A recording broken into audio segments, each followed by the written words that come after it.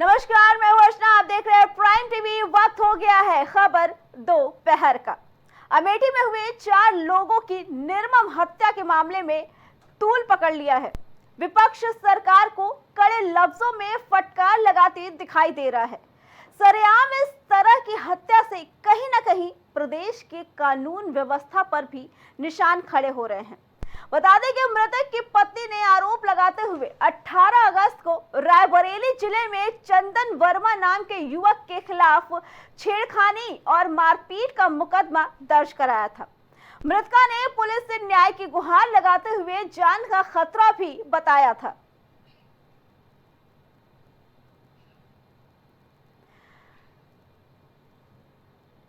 बता दें कि उसने साफ साफ लिखा था कि अगर भविष्य में मेरे या मेरे पति की कोई घटना या दुर्घटना होती है तो उसका जिम्मेदार चंदन वर्मा ही होगा। अपने एफआईआर में उसने साफ साफ लिखा है कि अगर मेरे या मेरे पति के साथ कोई भी दुर्घटना होती है तो उसमें चंदन वर्मा नाम का व्यक्ति ही शामिल होगा।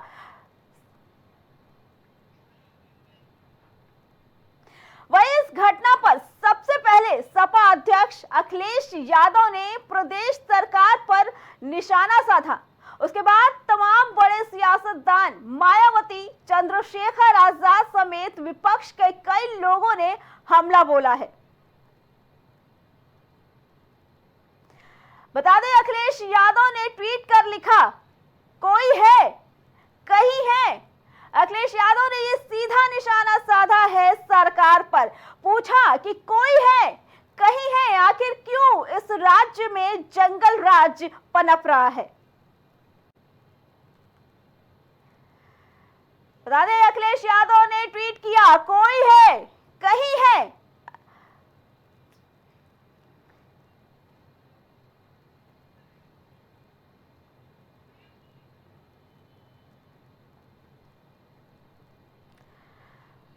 इसके बाद बसपा सुप्रीमो मायावती ने भी ट्वीट करके इस घटना पे खेद जताया। उन्होंने लिखा कि यूपी के अमेठी जिले में एक दलित परिवार के 4 लोगों की एक साथ की गई निर्मम हत्या की घटना बहुत ही दुखद और चिंताजनक है। सरकार दोषियों और वहां के पुलिसकर्मियों के खिलाफ भी सख्त कदम उठाए। उनका कहना है कि यूपी के अमेठी जिले में एक दलित परिवार के 4 लोगों की एक साथ निर्मम हत्या कर दी गई, वो बहुत ही ज्यादा दुखद और चिंताजनक है। इसके साथ मायावती ने ये मांग की है कि इस घटना में सरकार दोषियों और वहां के पुलिसकर्मियों के खिलाफ भी सख्त कदम उठाए ताकि अपराधी बेखौफ न हो। इसके बाद चंद्रशेखर आजाद ने भी भीम आर्मी के चीफ चंद्रशेखर आजाद ने पोस्ट किया। उन्होंने लिखा कि घर में घुसकर सरकारी टीचर और उसके पूरे परिवार को गोली मारकर सामूहिक हत्या बहुत ही ज्यादा निंदनीय है और दुखद है। शिकायत पर कार्रवाई होती। उनका कहना है कि अगर पीड़िता ने 1.5 महीने पहले जो शिकायत की थी, अगर उस पे शिकायत पे कार्रवाई की होती तो आज अमेठी इस हत्याकांड से ना दहला होता। अगर समय रहते ही, उन्होंने कहा कि अमेठी जिले में पूरे परिवार की हत्या एक ये असली तस्वीर दिखाता है कि उत्तर प्रदेश में दलितों की जीवन की गारंटी अब नहीं बची है। अगर 1.5 महीने पहले ही इस घटना पे संज्ञान लिया गया होता तो आज अमेठी इस हत्याकांड से दहला नहीं होता। तो वही घटना पर राहुल गांधी ने भी संज्ञान लेते हुए अमेठी सांसद केएल शर्मा के जरिए पीड़ित परिवार से बातचीत की।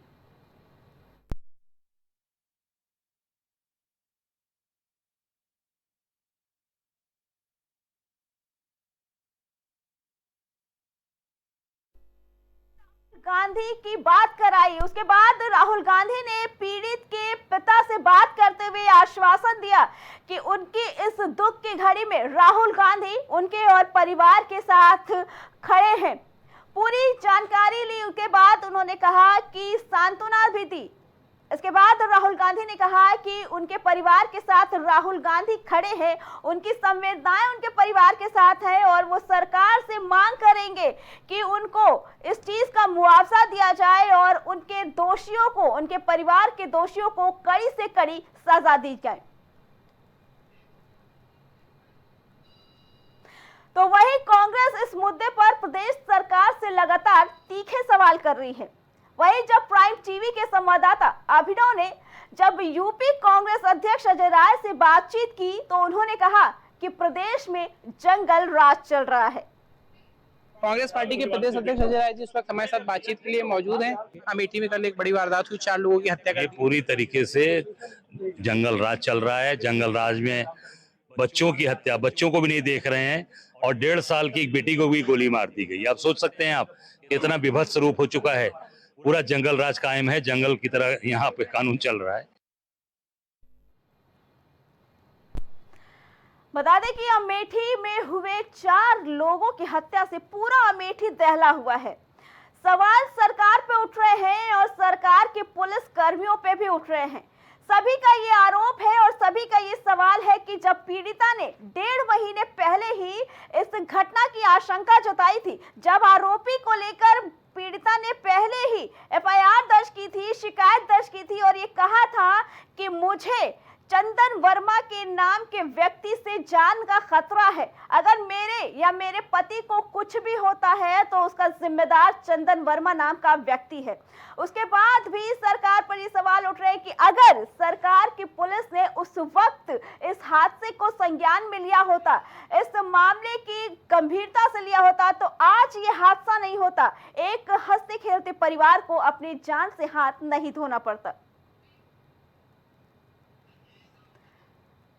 इसी पे आगे जानकारी देने के लिए हमारे संवाददाता राजेश और कलीम हमारे साथ जुड़ चुके हैं।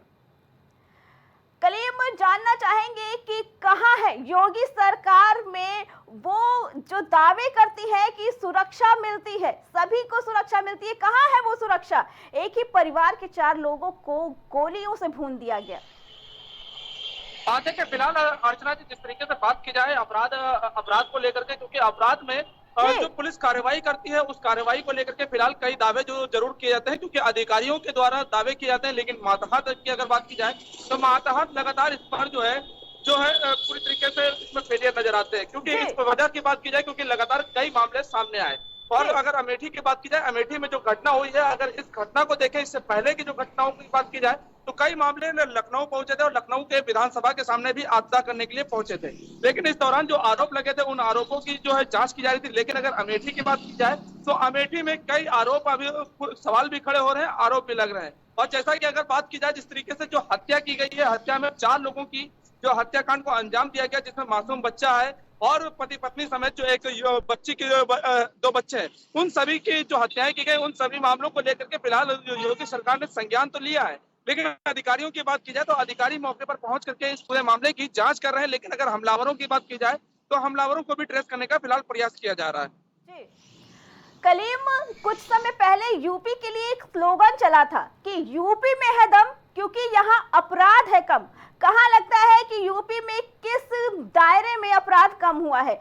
दिन दहाड़े एक परिवार को गोलियों से छलनी कर दिया जाता है, वो भी तब जब 1.5 महीने पहले ऐसी घटना होने की आशंका जताई जा चुकी होती है।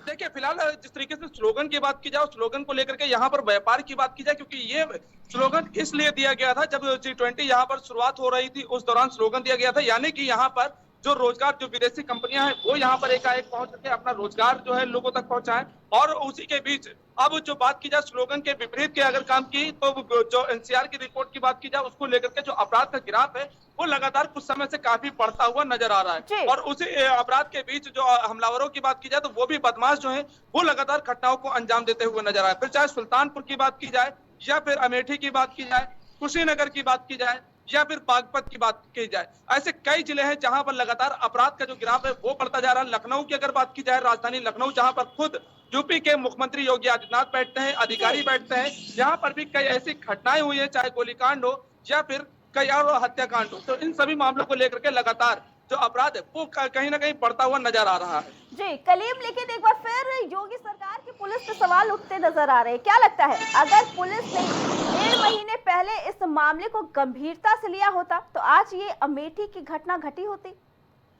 देखिए फिलहाल अगर गंभीरता की बात की जाए, जो तहरीर दी गई थी और जो आरोप लगे हैं कि पुलिस ने इसमें हीला हवाली बरती, जाहिर सी बात है ऐसे हीला हवाली की अगर बात की जाए तो अगर लखनऊ की बात की जाए इसी तरीके से तो आप सर्वा साहू हत्याकांड को याद होगा, जिसमें लगातार जो कार्रवाई चली थी वो कोर्ट के द्वारा अब आरोप भी सिद्ध किया गया था, क्योंकि जी। इस तरीके के कई आरोप लगते हैं कि पुलिस के ऊपर जो पुलिस को शिकायती पत्र दिया जाता है और हिला हवाली की जाती है और एकाएक ये घटना घट जाती है।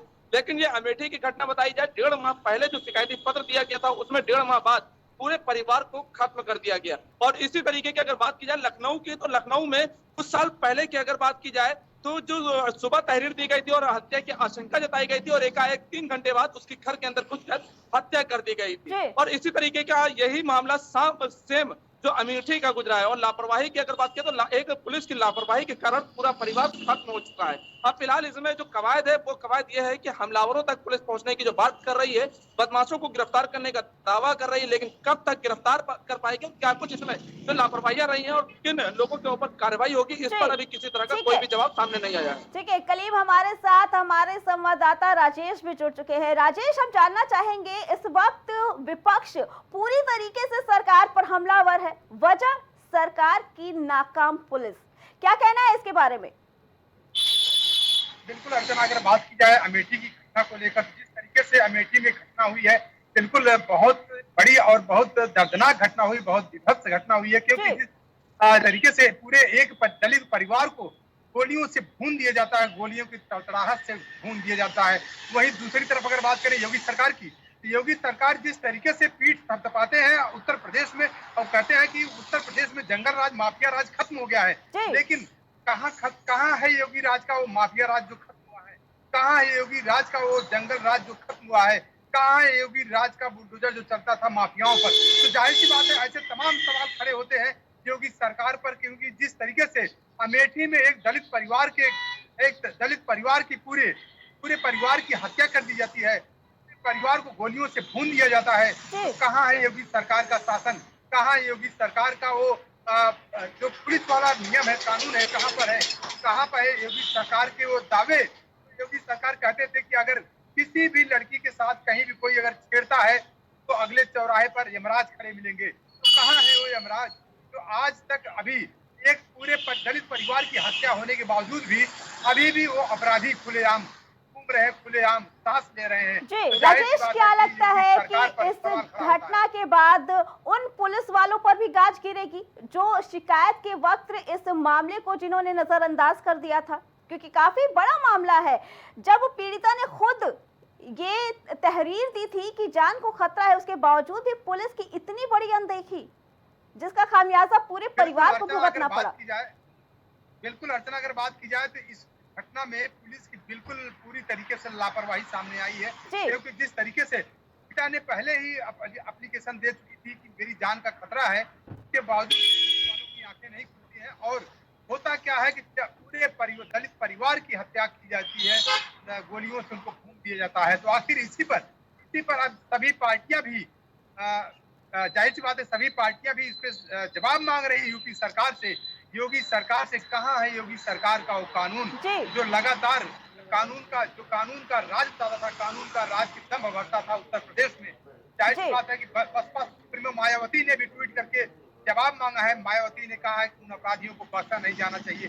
वही अखिलेश यादव की बात करें तो अखिलेश यादव ने भी इस पर निशाना साधते हुए योगी सरकार पर कहा है कि कहाँ गई योगी सरकार? कहती थी कि अगर किसी लड़की के साथ, किसी महिला के साथ अगर कोई हत्या करता है तो अगले चौराहे पर यमराज खड़े मिलेंगे। तो जाहिर सी बात है कि इसी तरीके से जो चंद्रशेखर आजाद रावण हैं, उन्होंने भी इस पे जवाब मांगा है योगी सरकार से। इस पर बिल्कुल बहुत बड़ी इस पे भर्त्सना की है चंद्रशेखर आजाद ने भी कहा है। राजेश जी, कलीम, हम आपसे जानना चाहेंगे कि यूपी में किस ग्राफ तक पहुंचा है अपराध, कहां पे कम हुआ है? जहां पे रोज नए दावे किए जाते हैं कि इस क्षेत्र में अपराध कम है, चाहे लड़कियों से संबंधित हो, चाहे क्राइम से संबंधित हो, कत्ल हो जाते हैं, अपहरण हो जाता है, लड़कियों के साथ भी छेड़खानी के रोज नए किस्से आ रहे हैं।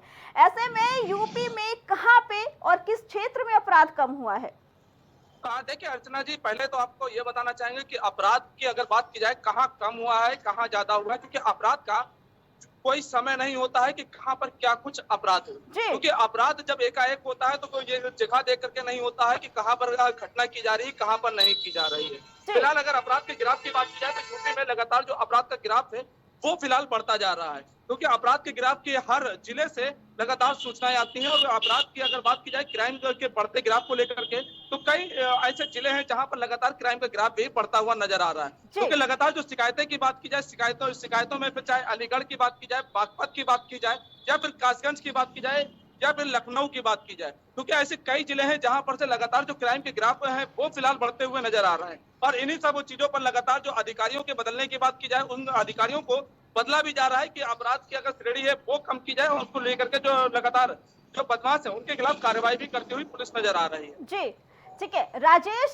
जिस तरीके से विपक्ष इस वक्त पूरी तरीके से सरकार को घेर रहा है, पहले राहुल गांधी, अखिलेश यादव, मायावती, चंद्रशेखर, पूरी तरीके से सभी पार्टियों ने सरकार को घेर रखा है, क्या लगता है ऐसे में योगी सरकार अपनी सफाई कैसे देगी?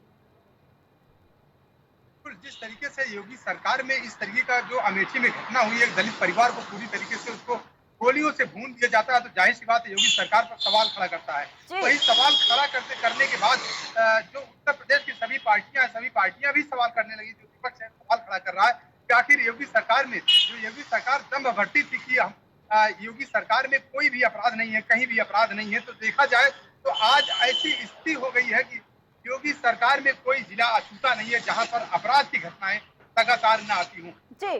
जिस तरीके से अगर अमेठी की बात की जाए तो अमेठी में भी जिस तरीके की घटना आई है, दलित परिवार को पूरी तरीके से गोलियों से भून दिया गया है, इस पर सभी पार्टियां, चाहे समाजवादी पार्टी की बात करें या बसपा सुप्रीमो की बात करें या चंद्रशेखर रावण की बात करें, तो सभी पार्टियां जो है योगी सरकार पर हमला कर रही है, योगी सरकार पर हमलावर है कि और योगी सरकार से सवाल पूछ रही है कहाँ गई योगी सरकार की वो सरकार जो दम भरती थी कि अगर किसी महिला के साथ कहीं कोई अपराध होता है तो अगले चौराहे पे उसके साथ यमराज खड़े मिलेंगे और उनके साथ इंसाफ किया जाएगा।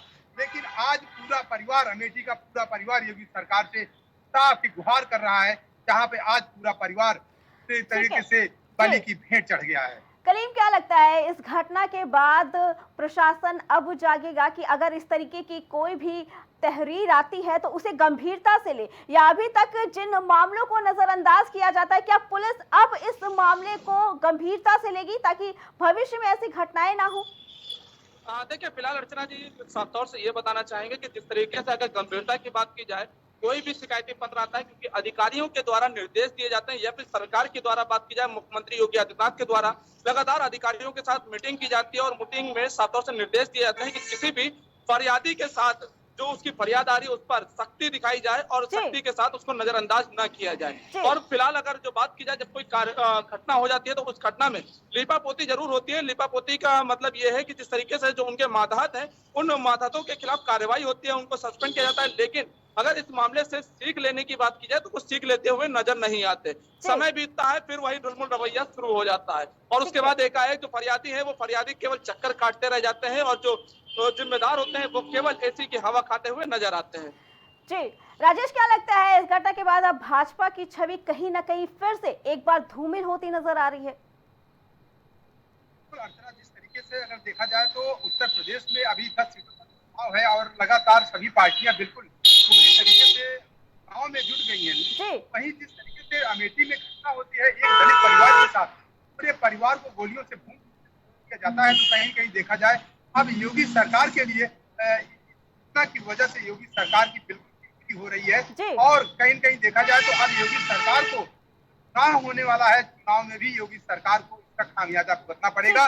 वहीं सभी पार्टियां जो विपक्षी पार्टियां हैं, विपक्षी पार्टियां भी इस मुद्दे को बिल्कुल पूरी तरीके से भुनाने की कोशिश करेंगी, बिल्कुल पीछे नहीं रहेंगी इस मुद्दे को भुनाने के लिए। और दूसरी चीज आपको बता दें कि योगी सरकार से इसकी बिल्कुल पूरी पारदर्शिता से जांच करने की मांग भी करेंगी और पूरे परिवार को न्याय मिले, इसके लिए भी पूरी सभी पार्टियां बिल्कुल योगी सरकार से न्याय के लिए मांग करेंगी।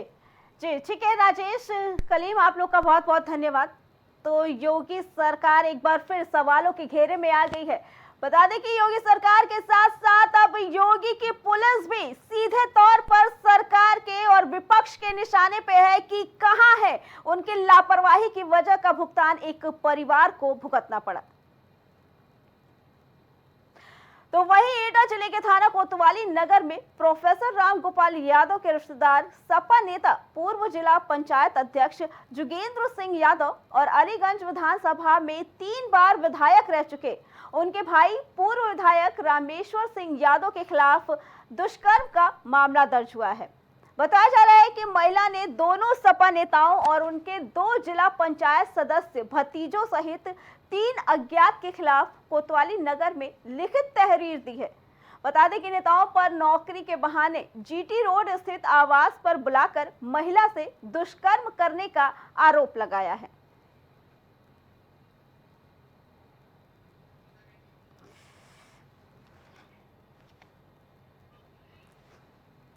बता दें कि सपा के 2 नेताओं के साथ साथ 3 लोगों पर रेप का आरोप लगाया है। आए दिन सपा नेताओं के नाम और बलात्कार जैसे केसेस में सामने आ रहे हैं। देखने वाली बात यह है कि क्यों, जहां पे एक तरफ भाजपा के नेता का कहना था कि जब भी कहीं बलात्कार का मामला सामने आता है तो सपा के नेताओं का नाम सबसे पहले आता है। उन्होंने साफ तौर पे कहा था कि सपा की पार्टी धीरे धीरे बलात्कारी पार्टी होती जा रही है। तो उसमें अब एक और नया केस सामने आ गया है, जहां पे बताया गया है कि 2 सपा नेताओं के खिलाफ फिर से रेप करने का आरोप लगाया है। महिला ने बताया कि उन्हें नौकरी देने के बहाने उसे अपने घर बुलाया गया, अपने आवास पर बुलाया गया और उसके बाद उसके साथ रेप करने की कोशिश की गई। बता दें कि महिला ने दोनों नेताओं के साथ साथ 3 और अज्ञात लोगों के खिलाफ रेप का केस दर्ज कराया है। फिलहाल पुलिस मामले की जांच में जुटी हुई है। अब देखना ये है कि इसको लेकर सपा के तरफ से अब क्या बयानबाजी आती है, क्योंकि जहां एक तरफ सपा के नेताओं का नाम लगातार रेप जैसे मामलों में सामने आते जा रहे हैं, वहीं सरकार का ये कहना है, भाजपा की तरफ से उनके नेताओं का ये कहना है कि सपा की पार्टी धीरे धीरे बलात्कारी पार्टी होती जा रही है। कहीं पे भी रेप होता है, महिलाओं से संबंधित कोई भी केस होता है तो उसमें सपा के लोगों का नाम जरूर आता है। ऐसे में एक बार फिर एटा की इस हादसे ने इस बात पे मोहर लगा दी है। बताया गया कि एटा का ये मामला है जहां पे एक महिला ने आरोप लगाया है कि 2 बड़े सपा के नेताओं ने उन्हें नौकरी देने के बहाने अपने आवास पर बुलाया, अपने जीटी रोड स्थित आवास पर बुलाया और उसके साथ रेप किया। इसी पे आगे जानकारी देने के लिए एटा से हमारे संवाददाता नंद कुमार हमारे साथ जुड़ चुके हैं। नंद कुमार, क्या कुछ पूरा मामला है? बताया जा रहा है एक बार फिर सपा के नेताओं पर रेप का आरोप लगा। देखिए, आपको बता दें कि पूरा मामला जनपद एटा का है, जहां एटा जिले के 2 बड़े कद्दावर नेता जो समाजवादी पार्टी से जो है अपना ताल्लुक रखते हैं। पूर्व मुख्यमंत्री अखिलेश यादव के जो है बेहद करीबी है, उनके चाचा प्रोफेसर रामगोपाल यादव के रिश्तेदार भी है। उनके विरुद्ध संगीन धाराओं में कोतवाली नगर में कल गुरुवार को जो है एक महिला ने आरोप दर्ज कराया है। महिला का आरोप है कि वो करीब 4 जनवरी 2015 में इन सपा नेताओं के यहाँ नौकरी पाने के लिए आई थी, बेहद करीब थी और नौकरी का जो है झांसा देकर इसका शोषण किया गया, इसके साथ गैंगरेप किया गया है। आपको बता दें कि समाजवादी पार्टी के पूर्व जिला अध्यक्ष जुगेंद्र सिंह यादव और उनके भाई अलीगंज से 3 बार विधायक रह चुके रामेश्वर सिंह यादव के विरुद्ध संगीन धाराओं में कोतवाली नगर में एफआईआर दर्ज की गई है। जी क्या लगता है कि इस मामले के बाद जहां भाजपा के नेताओं का कहना है कि सपा पार्टी बलात्कारी पार्टी होती जा रही है, कहीं ना कहीं ये सच होती नजर आ रही है? देखिए, आपको बता दें कि राजनीति की अगर बात करें तो आरोप प्रत्यारोप का दौर लगातार चल रहा है। वहीं अगर हम अपने इन दोनों सपा नेताओं की बात करें, जनपद एटा में इनका अच्छा कद माना जाता था किसी वक्त, और इन दिनों ये जेल में निरुद्ध है। दोनों भाई जो है जेल में निरुद्ध है। एक भाई रामेश्वर सिंह यादव जो कि अलीगढ़ जेल में गैंगस्टर है और छेड़छाड़ के मामले में बंद है। वहीं जुगेंद्र सिंह यादव एटा जिला कारागार में जो है लगभग 2.5 वर्ष से ये दोनों लोग जो है जेल काट रहे हैं। इनकी परेशानियां कम होने का नाम नहीं ले रही है। 2015 के बाद ये महिला सामने निकल कर आई और इसने कोतवाली नगर पहुंचकर अपनी शिकायत दर्ज कराई है। इसका ये कहना है कि नौकरी पाने गई थी और नौकरी का झांसा देकर इन दोनों भाइयों ने इनके 2 भतीजे जो भी जिला पंचायत सदस्य हैं, सुमोद यादव, चारों लोगों पर गंभीर आरोप लगेगा। पुलिस ने गंभीर धाराओं में एफआईआर पंजीकृत कर मामले की जांच पड़ताल शुरू कर दी है। नंद कुमार, पुलिस इस मामले में किस तरीके से छानबीन कर रही है? क्या ये पता लगाने की कोशिश कर रही है कि जिस महिला ने ये आरोप लगाया है वो सच बोल रही है या सिर्फ ये कोई मनगढ़ंत कहानी है? देखिए, आपको बता दें कि उनकी महिला संबंधी अपराध और महिला संबंधी अपराध में मानी जाती है। उनका ये कहना है कि महिला संबंधी अपराध से पहले किया जाए, उसके बाद जो है गंभीर मुकदमे में जांच पड़ताल शुरू की जाए। तो ऐसा ही है कि पहला अगर किसी व्यक्ति पर कोई आरोप लगाती है तो उससे पहले जो है मुकदमा दर्ज कर जो है जांच पड़ताल का विषय दूसरे नंबर पर आता है। वही इसमें जो है एटा की पुलिस की भूमिका भी नजर सामने आ रही है, क्योंकि FIR पंजीकृत कर ली गई है और चूंकि गंभीर धाराएं हैं तो इसलिए जो है सक्षम अधिकारियों द्वारा मामले की जांच कराई जा रही थी। नंद कुमार, क्या अभी तक सपा नेताओं की तरफ से इस पे कोई बयान आया है जिन पे आरोप लगे हैं?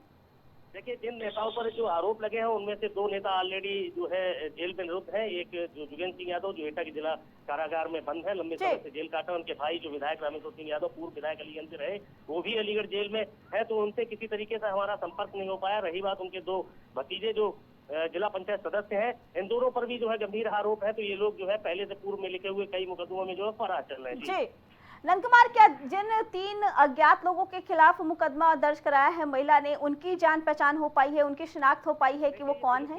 ये पुलिस विवेचना का जो है पार्ट है। इसमें धीरे से जिस तरीके से जांच आगे बढ़ेगी तत्काल ही निश्चित ही उन लोगों के भी खुलासे होंगे जो 3 अज्ञात है, क्योंकि मामला गंभीर है। तो इसमें सघन जांच की आवश्यकता है। निश्चित ही एटा पुलिस जो है सक्षम अधिकारी जो जांच अधिकारी बनाए गए हैं, उसमें सघन जांच करके जो है मामले का जो है खुलासा किया जाएगा। ठीक है जी नंद कुमार, आपका बहुत बहुत धन्यवाद। तो एक बार फिर एटा में सपा नेताओं के ऊपर गाज गिरी है, जहां एक महिला ने फिर से गैंग रेप का आरोप लगाते हुए 2 सपा नेताओं के खिलाफ मुकदमा दर्ज कराया है। खबर दोपहर में फिलहाल इतना ही। बाकी खबरों के लिए देखते रहे प्राइम टीवी।